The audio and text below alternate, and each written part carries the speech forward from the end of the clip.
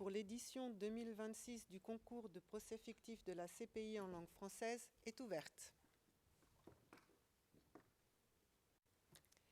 Veuillez vous asseoir.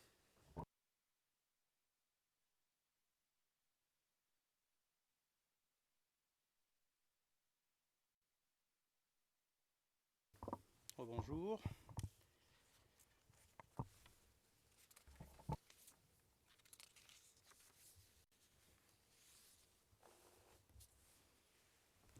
Donc les délibérations ont pris un peu plus de temps que prévu, du fait que, comme je l'ai souligné à la clôture de l'audience, la qualité intrinsèque inhérente aux prestations des deux équipes était très, très proche, et donc il fallait examiner de près tous les éléments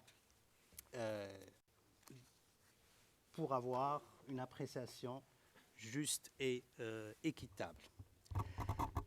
Alors, conformément au règlement relatif au concours de procès fictif de la Cour pénale internationale, les délibérations nous ont permis d'évaluer chaque équipe selon des critères bien précis. La connaissance des faits et des principes juridiques en premier lieu, la pertinence des faits et les principes juridiques applicables par rapport aux faits, à l'espèce, au cas de l'espèce, mais aux faits pertinents également. Deuxième critère, l'analyse claire des questions qui vous ont été soulevées, et les deux questions notamment principales qui faisaient l'objet des débats d'aujourd'hui. La référence, troisième critère, à des sources faisantes autorité, les sources statutaires, les textes statutaires, les instruments de droit international d'une manière générale, la jurisprudence, voire la doctrine. Donc ce sont des critères qu'on considère de manière assez globale, bien entendu. Clarté des exposés et leur structuration et l'originalité ou l'ingéniosité même, je dirais, de vos prestations orales et de votre capacité à présenter, à argumenter. Ce sont des éléments qui sont pris en considération, et par conséquent le pouvoir de persuasion. Vous êtes dans un débat contradictoire, et donc il faut convaincre, il faut réussir ou savoir comment apporter votre argument et votre force de percussion. Ce sont des éléments qui sont pris en considération. La logique et le raisonnement, comment vous structurez votre raisonnement, comment vous le présentez, et comment vous construisez toute la logique de votre, que ce soit vos arguments du bureau du procureur ou du côté de la défense, et puis la présentation d'une manière générale, la présentation orale, lors de la réaction aussi aux réponses, et on y reviendra un peu plus tard.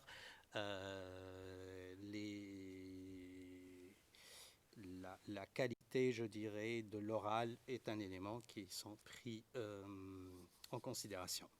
Sur la base de ces critères, les juges souhaitent faire les commentaires suivants concernant les équipes en lice. Je commencerai moi-même par un certain nombre de commentaires, et je donnerai par la suite successivement à mes collègues la possibilité de vous en faire quelques-uns. Et ces commentaires sont faits dans un esprit positif. Je tiens à le préciser. Il n'y a pas eu de mauvaises choses, si je puis ainsi dire, aujourd'hui. Il n'y a eu que de très bonnes prestations. Donc, on va attirer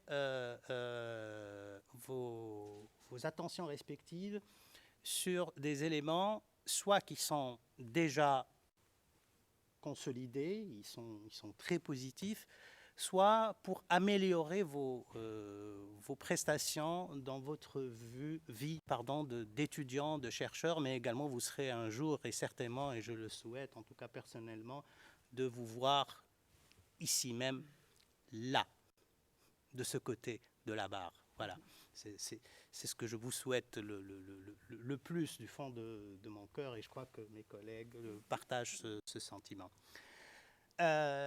Premier élément, il y a beaucoup de sérieux et de qualité dans vos travaux, dans vos prestations. Il y a une conviction qui est forte, il y a une connaissance solide de la matière, mais au-delà aussi du droit international d'une manière générale, il y a cette capacité de synthèse à produire un raisonnement juridique cohérent, mais à tenir le fil de ce raisonnement, sont deux choses qui sont différentes, qui sont certes inséparables, indissociables, mais dans l'exécution requiert beaucoup de qualité. Donc moi, je soulignerai premièrement cet élément. Il y a des petites choses qu'il va falloir, bien entendu, ajuster, régler.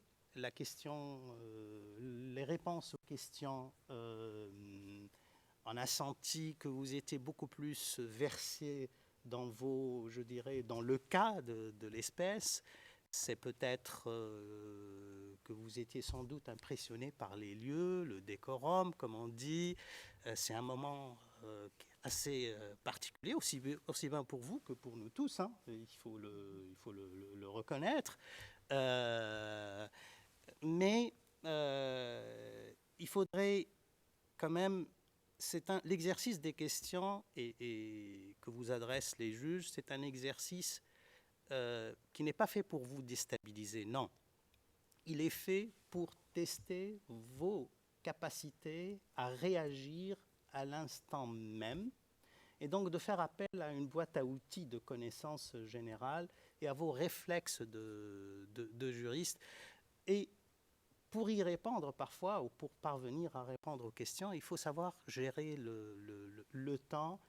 C'est vrai que vous n'avez pas des réponses à toutes les questions instantanément, immédiatement, mais c'est là où également l'esprit d'équipe doit intervenir pour qu'il y ait une cohérence d'ensemble et qu'on voit qu'il n'y a pas uniquement des individualités, mais qu'il y a un travail derrière d'équipe qui a cette capacité à monter sur le flanc, je dirais, pour apporter des réponses, ou en tout cas savoir comment gérer une question. Deuxième observation pour ma part, d'une manière générale, et je donnerai la parole à mes collègues, nous restons quand même dans un exercice de procès simulé de la Cour pénale internationale en langue française. Brièvement, il faut savoir mobiliser les instruments juridiques de manière beaucoup plus, je dirais, dense, parce que vous êtes là devant une cour pour convaincre la cour. Et puis, c'est un concours en langue française, et donc la langue française est de rigueur, et que certains anglicismes, par exemple, je ne dirais pas qu'ils sont bannis ou interdits. Au contraire, à la Cour, nous avons deux langues de travail. Mais pensez à mettre en avant d'abord la terminologie française et ensuite à peut-être mobiliser l'autre langue. Ce n'est pas par chauvinisme, mais pour rester dans l'esprit, je dirais, de la francophonie. Je dis toujours que je ne suis pas francophone, mais je suis un viscéral francophile. Voilà. Je crois que j'ai dit globalement ce que j'avais un peu comme impression, mais sachez que c'est très, très, très positif. Et voilà, je dirais que pour moi, ce sont des observations qui s'appliquent aussi bien pour l'équipe du procureur que pour l'équipe de la défense. Pour certaines remarques, suivez mon regard, je dirais. Monsieur Marcello Franceschini, si vous avez des commentaires ou observations. Merci beaucoup, monsieur le juge. Je n'ai pas beaucoup de choses supplémentaires à ajouter. Simplement, il me semble qu'il pourrait être avantageux d'insérer ou rappeler les faits un peu plus dans l'argumentation. Je sais qu'on a tendance à se concentrer plutôt sur les discussions juridiques, mais les faits sont aussi importants, même peut-être plus. Donc, n'oubliez pas l'application des faits dans vos plaidoyers. Et deuxièmement, ce qui concerne l'oratoire, cherchez d'une part, il est important de maintenir le style tout au long de l'exposition. On peut commencer d'une façon excellente au début et vers la fin un peu moins. Donc, c'est important de maintenir du début à la fin. Mais aussi faire attention aux variations de nuances, de ton, de vitesse, parce que ce sont des éléments qui peuvent enrichir votre plaidoyer et ne pas tomber dans une monotonie. Donc voilà, ce sont 2 petits conseils que je pourrais ajouter. Mais dans l'ensemble, je tiens à insister que vous avez fait tous et toutes une performance remarquable et merci beaucoup. Merci beaucoup. Madame Savidis, pour quelques remarques sans doute ou observations, on va dire. Écoutez, je vais essayer, hein, beaucoup a été dit. Alors déjà, premièrement, écoutez, félicitations aux 2 équipes. Ça me rappelle il y a longtemps, j'ai passé par là, donc c'est énormément de travail, c'est peu d'heures de sommeil, surtout à la fin, beaucoup de stress. Donc je comprends, je compatis, mais bravo d'être rendu à ce niveau-là. Ça parle, ça démontre à quel point vous êtes motivé, mais aussi votre discipline de travail, de venir dans un contexte international, parce qu'évidemment, vous êtes formé au niveau national, donc ce n'est pas évident à le faire. Ça semble facile, mais c'est souvent une entité un peu... C'est quoi ce monde à l'international? Il y a beaucoup de choses à digérer, à comprendre, donc je pense que vous avez fait très, très, très bien là-dessus. Rajouter à ça, je pense que pour revenir à ce que M. le juge a dit, en fait, l'esprit d'équipe, quand vous allez plaider, vous êtes étudiante, mais quand vous serez au niveau professionnel, au niveau de pratique privée ou quoi que ce soit, ou ici, c'est votre force. S'il y a une question qui est posée, un autre membre de l'équipe, de gribouiller, je vous donne des trucs très, très concrets. Mais ça, c'est ce qui va vous aider, c'est ce qui va vous soutenir dans des cas où des juges qui vont vous poser des questions et qui peuvent déstabiliser.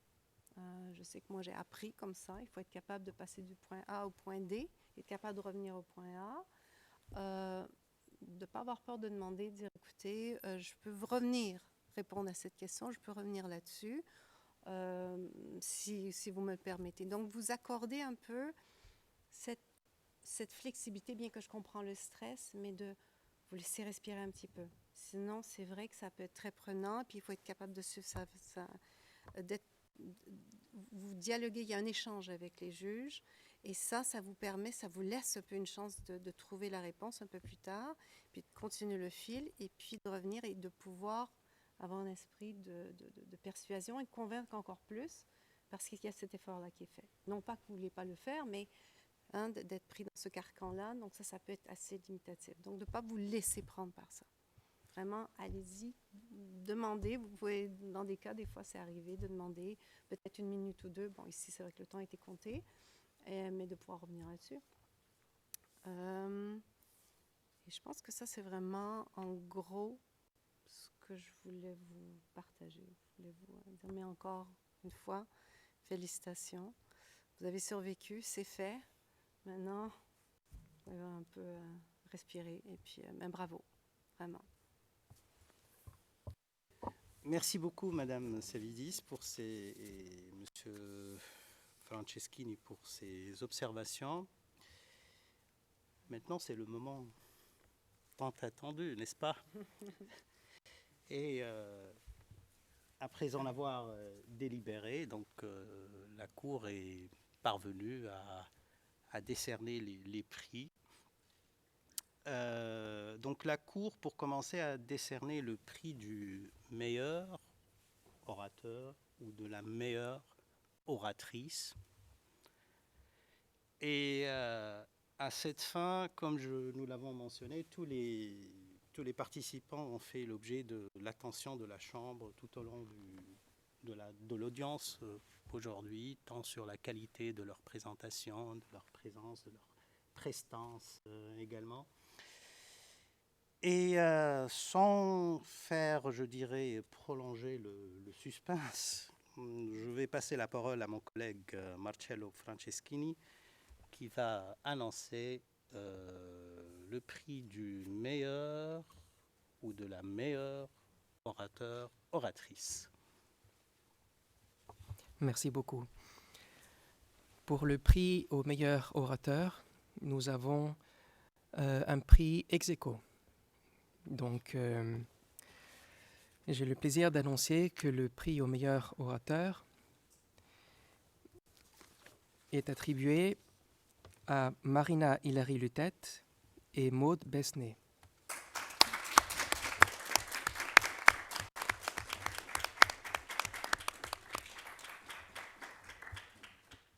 Félicitations aux deux lauréates.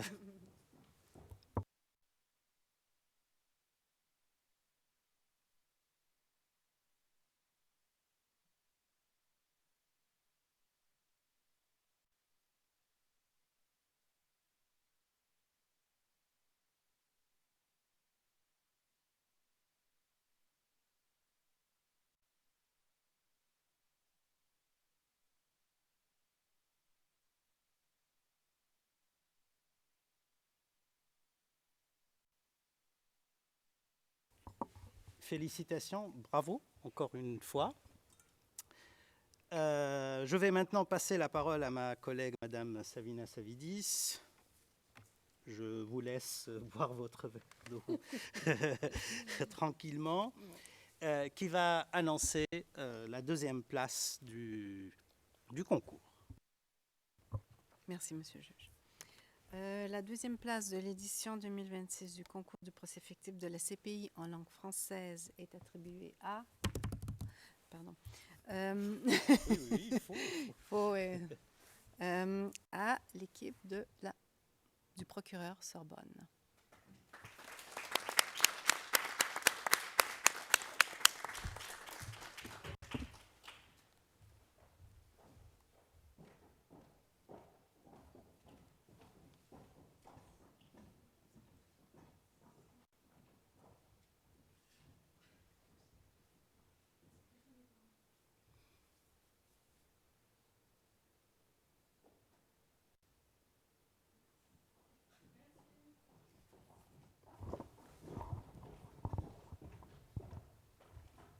Nos sincères félicitations encore une fois. À mon tour d'annoncer, sans suspense, je dirais, donc le premier prix de l'équipe lauréate de l'édition 2026 du concours de procès fictif de la Cour pénale française, de la Cour pénale internationale en langue française, qui est décerné à l'équipe de la défense de l'Université de Nanterre. Bravo et félicitations.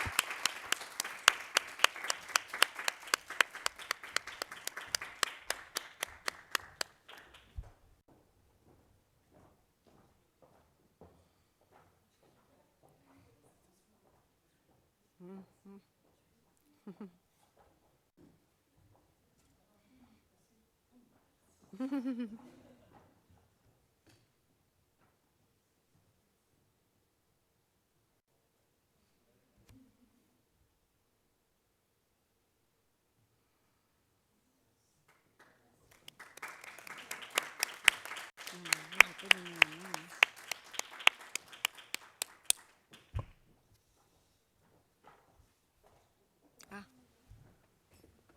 Une photo avec tout le monde, oui.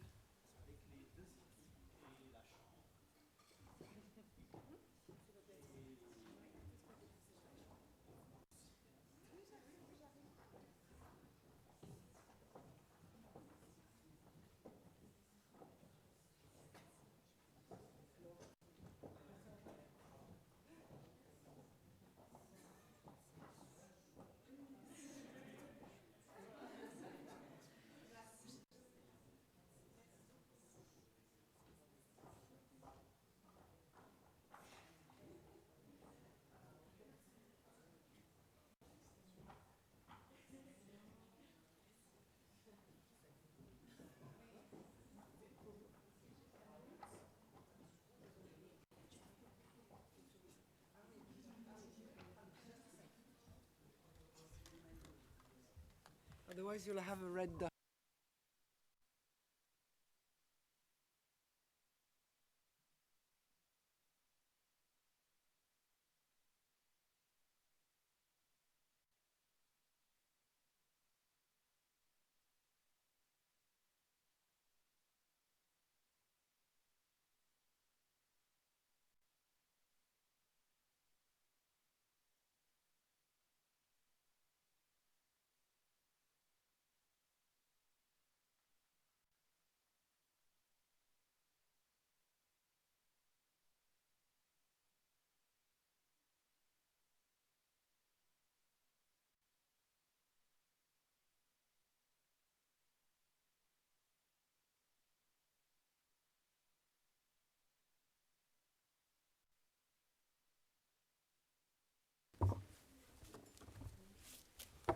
Bien.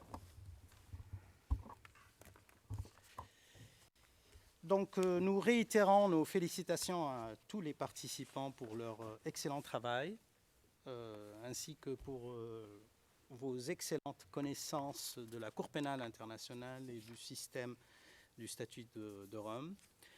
Nos remerciements également vont à tout le personnel qui a assisté à l'organisation de cette audience, aux organisateurs, bien entendu, et au public qui nous a suivis, aussi bien dans la galerie qu'à partir d'Internet.